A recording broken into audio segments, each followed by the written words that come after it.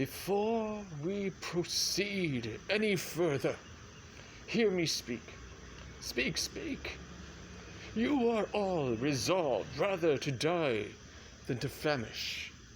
Resolved, resolved. First, you know Caius Marcius is chief enemy to the people. We know it, we know it. Let us kill him, and we'll have corn at our price. Is it a verdict? No more talking on it. Let it be done. Away, away. One word, good citizens. We are accounted poor citizens. The patricians good. What authority Sir fights on would relieve us if they would yield us. But the superfluity, but were wholesome. We might guess they relieved us humanely, but they think we are too dear.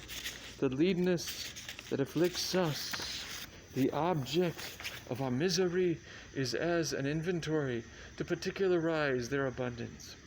Our sufferance is a gain to them. Let us revenge this with our pikes ere we become rakes. For the gods know I speak this in a hunger for bread, not in thirst for revenge. Would you proceed especially against Caius Marcius? Against him first. He's a very dog to the commonalty. Consider you what services he has done for his country. Very well, and could be content to give him good report for it, but that he pays himself with being proud. Nay, but speak not maliciously. I say unto you, what he hath done famously, he did it to that end. Though soft-conscienced men can be content to say it was for his country, he did it to please his mother and to be partly proud, which he is, even to the altitude of his virtue. But he cannot help in his nature you account a vice in him. You must in no way say he is covetous. If I must not, I need not be barren of accusations. He hath faults with surplus to tire in repetition. What shouts are these? The other side of the city is risen. Why stay we prating here? To the capital. Come, come. Soft, who comes here? Worthy Menenius Agrippa, one that hath always loved the people. He's one honest enough. Would all the rest were so. What's work, my countrymen, in hand? Where go you, with bats and clubs? The matter, speak, I pray you. Our business is not unknown to the Senate.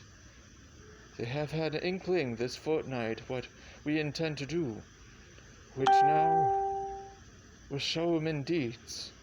They say poor suitors have strong breaths. They shall know we have strong arms, too. Why, masters, my good friends, mine honest neighbors, will you undo yourselves? We cannot, sir.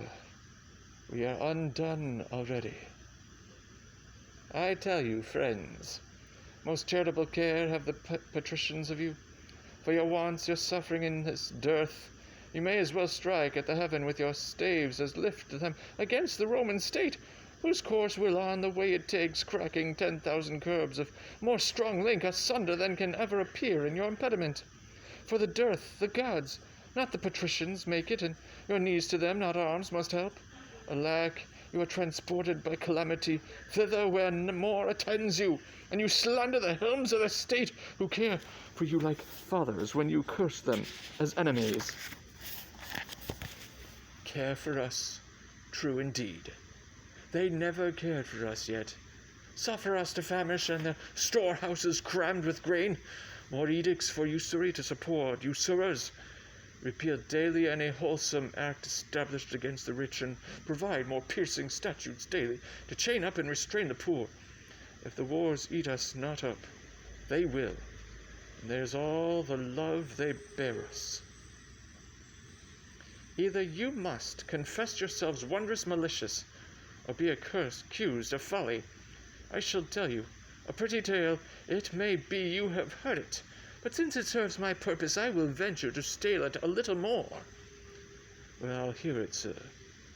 Yet you must not think to fob off our disgrace with a tale, but an it please you deliver. There was a time when all the body's members rebelled against the belly, thus accused it, that only like a gulf it did remain, in the midst of the body idle and unactive, still cupboarding the viand, never bearing like labour with the rest, where the other instruments did see and hear, devise, instruct, walk, feel, and mutually participate, did minister unto the appetite and affection common of the whole body. The belly answered. Well, sir, what answer made the belly? Sir, I shall tell you. With a kind of smile, which ne'er came from the lungs, but even thus, for look you, I may make the belly smile as well as speak. It tauntingly replied to the discontented members, the mutinous parts, it envied his receipt, even so mostly fitly as you malign our senators, for that they are not such as you. Your belly's answer, what? The kingly crowned head, the vigilant eye, the counsellor heart, the arm our soldier, our steed the leg, the tongue our trumpeter, with other muniments and petty helps, and this our fabric, if that they. What then? For me, this fellow speaks. What then? What then? Should by the cormorant belly be restrained, who is the sink of the body? Well, what then?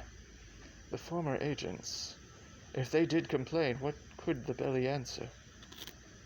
I will tell you, if you'll bestow a small of what you have little patience, a while you'll used hear the belly's answer. You're long about it. Note me this, good friend, your most grave belly was deliberate, not rash like his accusers, and thus answered. True is it, my incorporate friends, quoth he, that I receive the general food at first, which you do live upon, and fit it is, because I am the storehouse and the shop of the whole body. But if you do remember, I send it through the rivers of your blood, even to the court, the heart, to the seat of the brain, and through the cranks and offices of man, the strongest nerves and small inferior veins, from me receive that natural competency, whereby they live. And though that all at once, you, my good friends, this says the belly, mark me. Aye, so well. Though all at once cannot see what I do deliver out to each, yet I can make my audit up that all. From me to beck receive the flower of all, and leave me but the bran. What say you to it? It was an answer. I will apply you this. The senators of Rome are this good belly, and you, the mutinous members, for examine their counsels and their cares, disjust things rightly touching the weal of the common. You shall find no public benefit which you receive, but it proceeds or comes from them to you, and no way from yourselves. What do you think you, the great toe of this assembly? I, the great toe. Why the great toe? For that, being one of the lowest, basest, poorest of this most wise rebellion, thou goest foremost, thou rascal. Thou art worst in blood to run, leadest first to win some vantage, but make you ready your stiff bats and clubs. Rome and her rats are at the point of battle. The one side must have bail. Hail, noble Marcius. Thanks. What's the matter? You dissentious rogues, that rubbing the poor itch of your opinion, make yourselves scabs. We have ever your good word. He that will good words to thee will flatter. Beneath abhorring, what would you have, you curs? That like your peace nor war, the one affrights you, the other makes you proud. He that trusts to you, where he should find you lions, find you hares, where foxes, geese, you are no surer, no. Then is the coal of fire upon the ice, or hailstone in the sun. Your virtue is to make him worthy those of his offense subdues him. And curse that justice did it. Who deserves greatness deserves your hate, and your affections are a sick man's appetite. Who desires most that which would increase his evil? He that depends upon your favours swims with fins of lead, and hews down oaks with rushes. Hang ye, trust ye, with every minute you do change a mind, and call him noble that was now your hate, him vile that was your garland. What's the matter? That in these several places of the city you cry against the noble senate who, under the gods, keep you in awe. Which else would feed on one another. What's their seeking? For corn at your own rate, whereof they say the city is well stored. Hang 'em, they say. They'll sit by the fire and presume to know what done in the capital, who's like to rise, who thrives and who declines, side factions and give out conjectural marriages, making parties strong, enfeebling such as stand not in their liking below their cobbled shoes. They say there's grain enough, would the nobility lay aside their ruth, and let me use my sword, I'd make a quarry with thousands of these quartered slaves as high as I could pick my lance. Nay, these are almost thoroughly persuaded, for though abundantly they lack discretion, ye are thy passing cowardly, but I beseech you what says the other troop. They are dissolved. Hang 'em. They said they were hungry, sighed forth proverbs, that hunger broke stone walls, that dogs must eat, that meat was made for mouths, that the gods sent not corn for the rich men only. With these shreds they vented their complainings, which, being answered and a petition granted them, a strange one, to break the heart of generosity, and make bold power look pale, they threw their caps as they would hang them on the horns of the moon, shouting their emulation. What has granted them? 5 tribunes to defend their vulgar wisdoms of their own choice. One's Junius Brutus, Sicinius Velotus, and I know not. His death the rabble should have first unroofed the city, ere so prevailed with me. It will in time win upon power, and throw forth greater themes for insurrections arguing. This is strange. Go get you home, you fragments. Where's Caius Marcius? Here, what's the matter? The news is, sir, the Volsces are in arms. I'm glad on it. And we shall have means to vent our musty superfluity. See our best elders. Marcius, 'tis true that you have lately told us the Volsces are in arms. They have a leader, Tullus Aufidius, that will put you to it. I sin in envying his nobility, and were I anything but what I am, I would wish me only he. You have fought together. We're half to half the world by the ears, and upon my party, I'd revolt to make only my wars with him. He is a lion that I am proud to hunt. Then, worthy Marcius, attend upon Cominius to these wars. It is your formal promise. Sir, it is, and I am constant. Titus Latius, thou shalt see me once more strike at Tullus' face. What art thou stiff? Standest out? No, Caius Marcius. I'll lean upon one crutch and fight with the other. Stay behind this business. Oh, true bred. Your company to the capital, where I know our greatest friends attend us. Lead you on. Follow Cominius. We must follow you right worthy, your priority. Noble Marcius, thence to your homes be gone. Nay, let them follow. The Volsces have much corn. Take these rats thither to gnaw their garners. Worshipful mutineers, your valor puts well forth. Pray follow. Was ever man so proud as this Marcius?